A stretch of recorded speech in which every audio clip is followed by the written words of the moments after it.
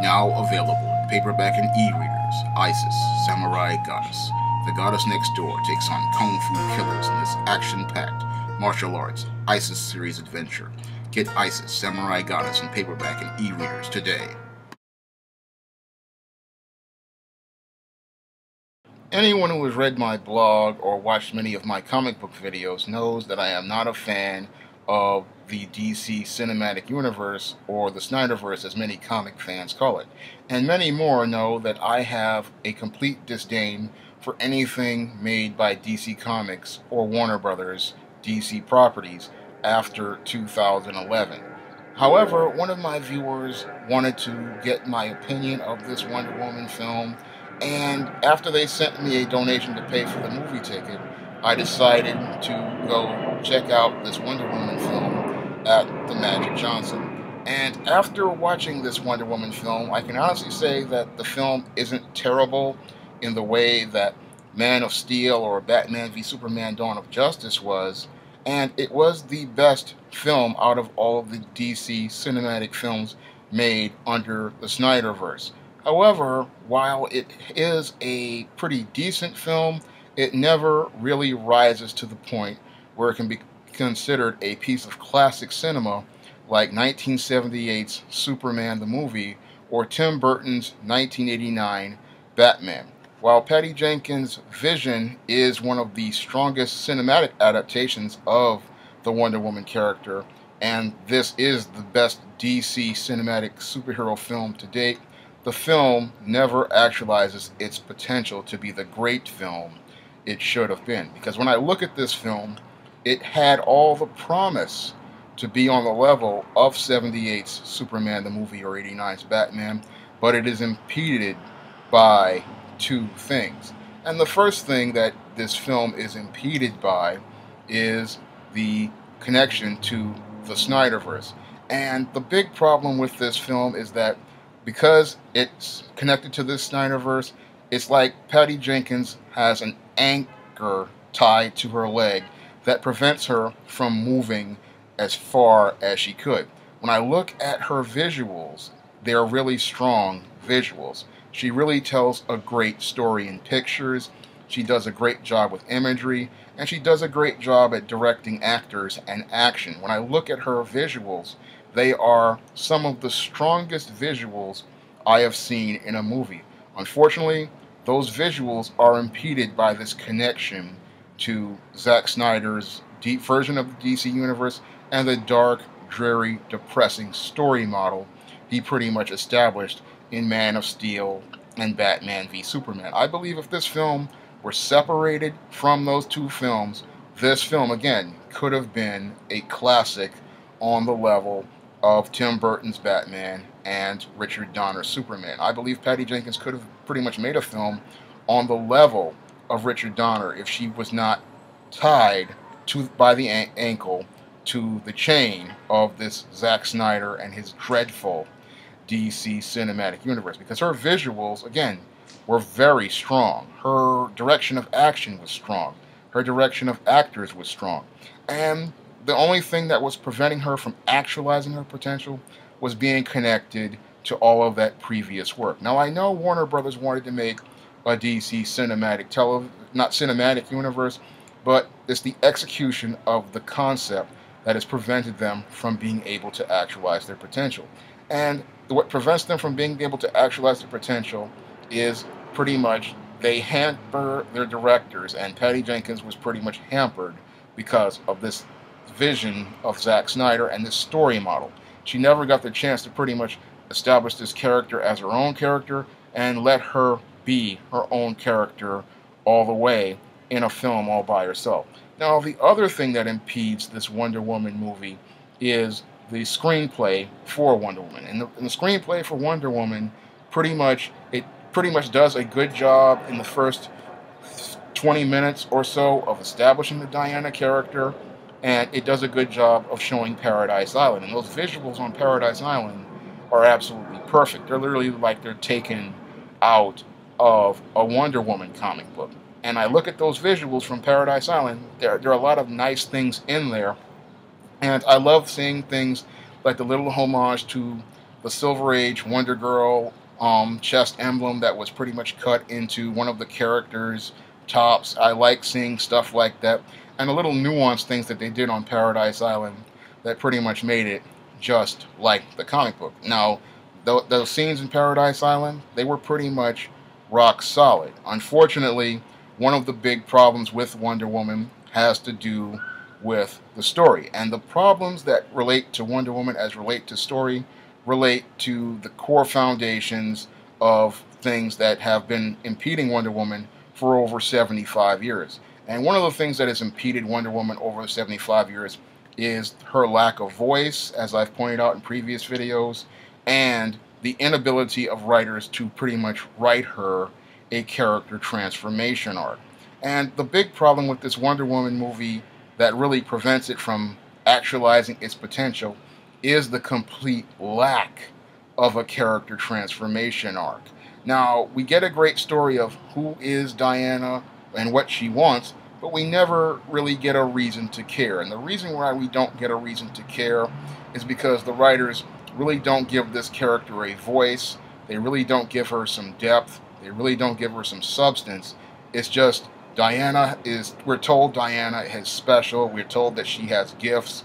And we're not seeing her learn on the journey as she gets these gifts. She just kind of gets the gifts, and Steve Trevor's plane crashes. She saves Steve Trevor, and then she's told about things again, but she never really shows us how she learned anything or grew from the experience. As after watching the entire Wonder Woman movie, I can't see how she has been changed or transformed by her experiences in that war, and I didn't see her really grow in a way that pretty much showed me a character transformation arc. And this is a really big problem as it relates to superheroines. They really don't make an effort to put these type of characters through any sort of character transformation arc where they go through any sort of pain or any sort of loss. It's always other characters going through pain and loss, like they did in this movie, or other characters explaining things to them,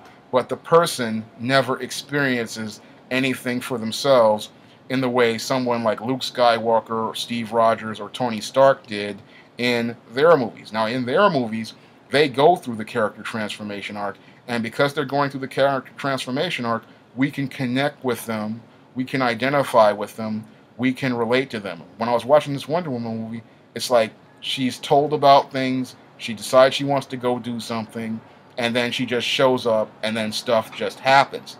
There's no real organic transition to it, and we never get to see how she learns how to work towards solving problems. It's always somebody else doing something for her, but she never learns how to do anything for herself. But we're told she's a strong woman because she's physically strong, and that's pretty much what makes this Wonder Woman film and the character of Wonder Woman somewhat shallow as a character, because we never see her learn how to get the strength of character, because it's the strength of character that makes a character strong, and it's that strength of character that really resonates with the audience, and we don't see that with this Wonder Woman character. We never really see her develop a strength of character. Again, it's just like a bunch of sequences happen, people show up, fights happen, stuff happens. We see her lifting tanks, we see her blocking things with bracelets, we see her using a magic lasso, but because there is no substance to this material that makes us connect with it and care about her, there's nothing really there. It's just stuff happens, it's really shallow, but there's no depth to it. And this is also a big problem with superheroines, is that they have no substance to them, and they have no substance to their character transformation arc. We never really get to see them grow as characters. We see them as women on screen, but we never get to see them grow as people and actualize their potential as people. And I look at this Wonder Woman movie, yes, she does a lot of things that are superhero-y, but because there is no substance to her story, we never really connect with it in the same way we did with Tony Stark in 2008's Iron Man, or Steve Rogers in Captain America, the First Avenger. Now, in those two films, we saw a complete character transformation arc. And when I look at this Wonder Woman movie, they took a lot of scenes from that Captain America the First Avenger on the surface, but they didn't look at the substance behind those scenes, because all those scenes were meant to have some substance to show us how Steve Rogers was affected in ways that affected how he went about his approach to fighting in the war. Diana wants to fight in the war in the same way that Steve Rogers does, but Steve Rogers has a lot more substantive reasons for going to war. All Diana wants to do is stop Ares to stop a war, but Steve Rogers wants to do things on a more substantive level. He learns what it means to be a hero, and we really didn't get that from this Wonder Woman movie. That's one of the things that was the biggest problem with the screenplay, and it's a big problem with superheroines in general, is that writers are just too afraid to put female characters through the same transformation arcs as the guys. Now, if they were willing to do that,